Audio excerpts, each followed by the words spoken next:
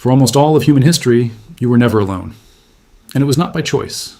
There was simply no other way to live. You were born into a crowd of people and you stayed inside it until you died, seeing the same faces year after year after year. Picture the ordinary version of it. You wake in a house holding 3 generations at once. That is, grandparents and parents and children all under one roof. You step outside and the street is not full of strangers. It is full of the people you were born beside. The woman baking bread knew your mother as a girl. The man on the roof was there the night you were born. You work the day alongside hands. You have known your whole life, out in the open, talking the entire time. And when evening comes, nobody shuts themselves away. People collect on doorsteps and in squares and around fires, because that is what evenings were for. You would have long conversations, tell stories, sing and dance. You were known. Thoroughly, sometimes unbearably known. Everyone had your name and your family and your history and your faults. There was almost no privacy in that world, and almost no solitude, and almost no loneliness, because loneliness was nearly impossible to find. You would have had to walk for miles to reach it. That world was also a cage, and many who left were glad to go. To be known by everyone is to be watched by everyone. Your business was the street's business, and stepping out of line meant the whole village knew by morning. There was no room to be different, and nowhere to start over. So when the chance came, the city, the job, the apartment with a door that locked, people took it, and they were right to. What they gained was real, privacy, the freedom to become someone the people who raised them would never have allowed. Hold on to that, because it complicates everything that comes next. The same door that finally gave you privacy is the one you now sit behind alone. Now look at how you live. You can pass a whole day, several days, speaking to nobody who actually knows you. You can spend years living next to people whose names you never learn. You can stand in a city of millions, a city that never goes quiet, and feel certain that not one person would notice if you were gone. We have built a place where a person can be completely alone in the middle of a crowd. And we use the name for it so often now that it has stopped sounding strange. The loneliness epidemic. And that phrase is not a figure of speech. In 2000, 3% of Americans said they had no close friend at all.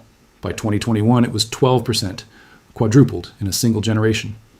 In 2023, the U.S. Surgeon General issued a formal public health advisory and called loneliness an epidemic in the clinical sense of the word, because the evidence had become impossible to wave off.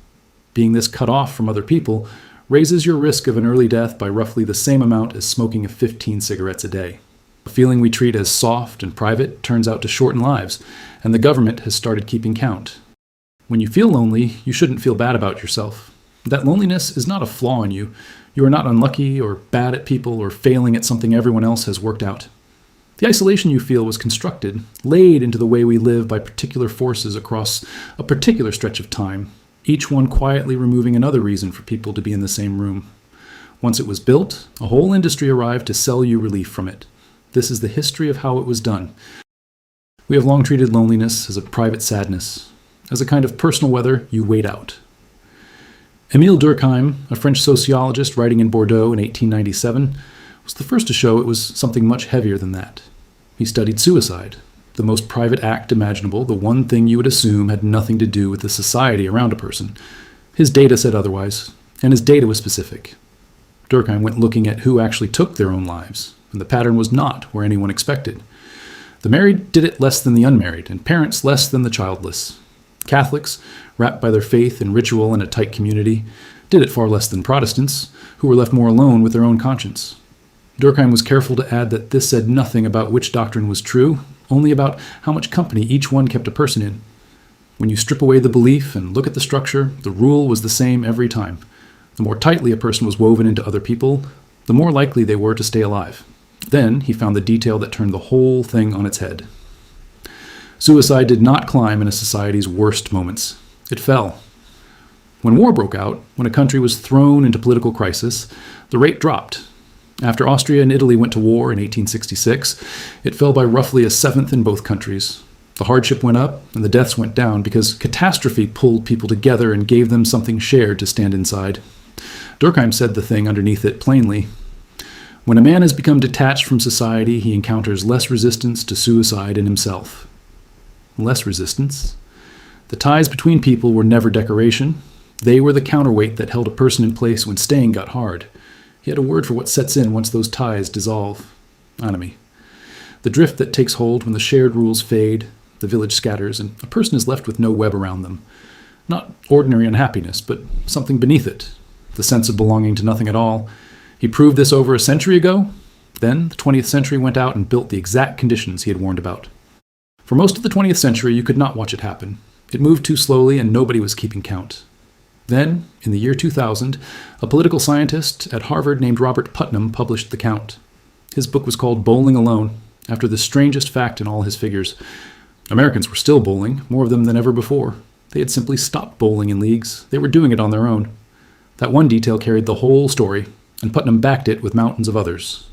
Membership in the old civic groups was falling away across the board. The unions, the parent-teacher associations, the Rotary clubs and the Elks Lodges, the bowling leagues, the bridge nights. People hosted friends for dinner far less than their parents had, went to fewer club meetings, volunteered through fewer groups, signed fewer petitions, knew fewer of their neighbors by name. He had drawn on close to 500,000 interviews, and across nearly every measure of people doing things together, the line ran the same direction. Down. Inside a single family, the change took 3 generations.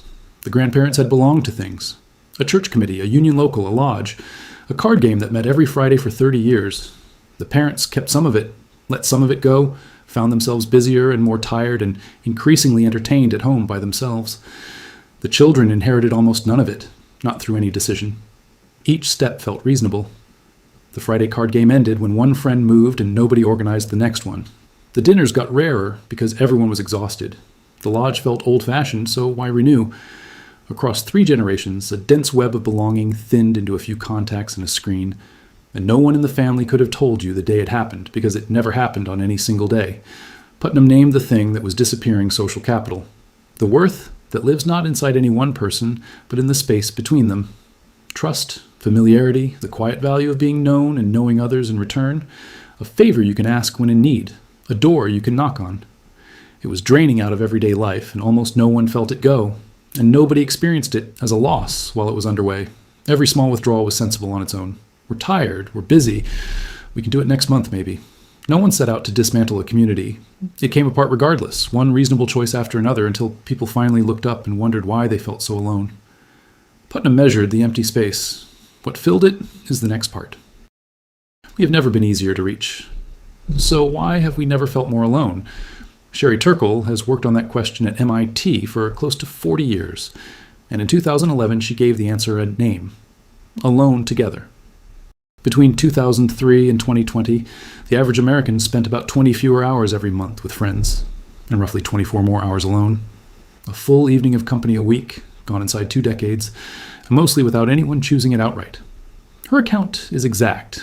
The connection our devices hand us is connection with the hard parts taken out, and the hard parts were what gave it value. She put it in a single sentence.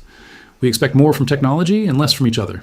Follow one friendship across a few years and you can watch it thin. You used to see them every week.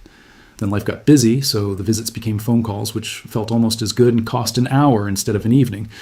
Then the calls became long texts, because a text you can answer whenever, without the awkward pauses, without having to actually be there. Then the long texts became a thumbs up on something they posted, because that takes a second and still counts as keeping in touch.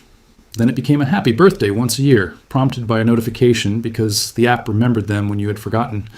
At no point did you decide to let the friendship go. Each step down was easier than the one above it, and easier felt like progress.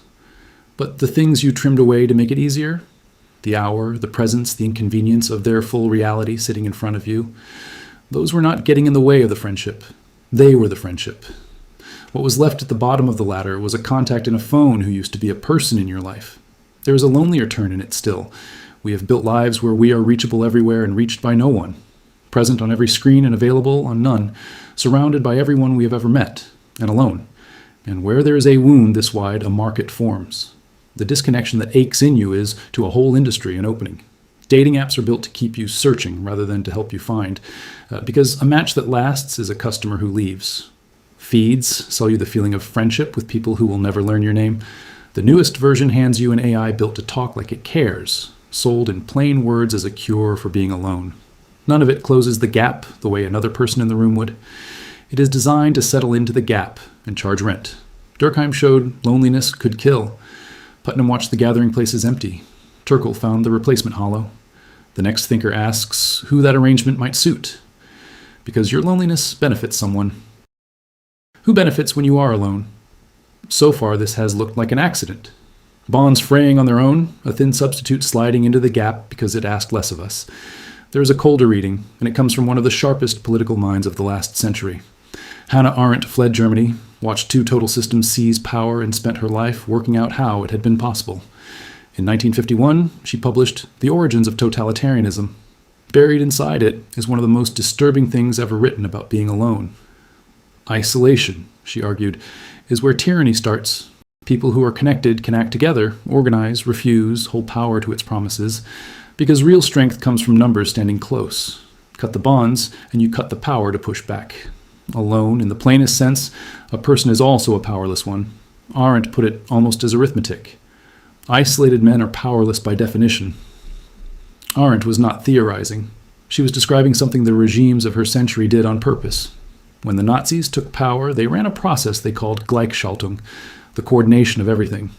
Every independent club, union, choir, and association in Germany was either absorbed into the state or shut down, until there was no organized life left that the party did not run.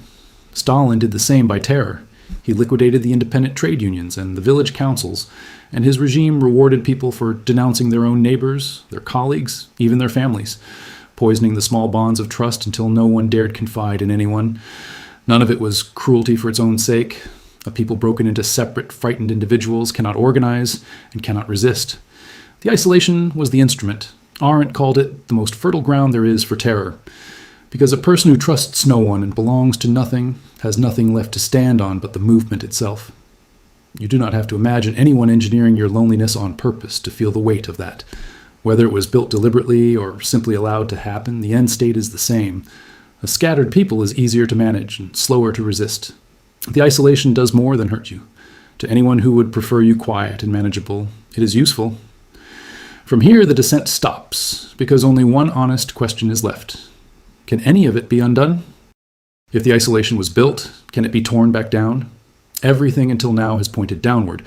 Connection proven necessary, then measured in retreat, then counterfeited, then exposed as the ground tyranny grows in. Stop there and the video leaves you exactly where the problem wants you. Alone and sure it cannot be otherwise. So let me end somewhere else, with bell hooks. She was an American writer from Kentucky who spelled her name in lowercase on purpose. In 2000, the same year Putnam was counting the loss, she published All About Love, and it carries the idea this whole video has been walking toward. If loneliness was made, connection can be made too, on purpose, by you. Hooks thought we had badly misread love. We treat it as something that happens to us, a feeling that lands or doesn't, luck we are dealt or denied. She said that has it backwards. Love is an act of will, she wrote, namely, both an intention and an action. An intention and an action, something you decide and then do, that resets the whole problem. Think back to how the collapse actually happened, not through some vast event, but through 1,000 small withdrawals, each one easier than showing up. The card game nobody reorganized, the dinner that got postponed into non-existence, the friend who slid down the ladder from a visit to a birthday notification. If that is how it came apart, the repair runs the same way in reverse. You rebuild it the way it was lost, one small act at a time, except now each act is the harder choice instead of the easier one. You make the call instead of sending the text. You drive over instead of liking the post. None of it is dramatic, and Hooks insisted on exactly that. Community is never raised by grand gestures, only by ordinary ones repeated on purpose. The unglamorous, slightly inconvenient work of showing up, and then showing up again when it would be easier not to. The same small decisions that emptied the village, made in the other direction, are the only thing that has ever refilled it. The world that pulled people apart was assembled by real forces over a real century, but it was assembled by people. And anything people put together, people can put together differently. Durkheim found that the bonds between people carry weight, and that when they give way, people give way with them. Putnam counted the cost in plain numbers. The leagues and lodges and dinner tables thinning across 50 years, one quiet absence at a time. Turkle named what slid into the gap, a connection that asks nothing and leaves nothing, keeping us in constant contact and nearly out of reach. Arendt traced the danger beneath the ache, that a people pulled apart is a people stripped of power, and that isolation has always been the ground tyranny needs to grow. And bell hooks pointed the way back, that love is chosen rather than awaited, and that what came undone through easy decisions can be rebuilt through deliberate ones. The fault was never yours. You're not broken, and you're not hopeless with people. You arrived after a century had quietly taken apart the structures connection used to come from, then handed you a bright screen that promised to replace them and never could. Remember what was measured. A risk to the body as real as any illness. It is not the product of one catastrophe. It builds out of small, ordinary distances, the call you keep not making. The friend who slid down the ladder while you meant to reach back. Distances that small can be closed. The thing measured as deadly comes apart by the same small acts that assembled it. And here is what the loneliness hides hardest. Every person who feels most alone is surrounded right now by others carrying the very same feeling, each one convinced the failure belongs to them alone, each one a single decision away from the thing they are all missing. So make the call you keep putting off. Walk into the room and show up in person, in the awkward, unedited flesh, for someone who will not expect to see you. It will feel like a small thing while you do it. It is the repair itself, beginning. The village did not empty on its own, and it will not refill on its own. But it is still there, in you and in everyone around you, waiting to be built again.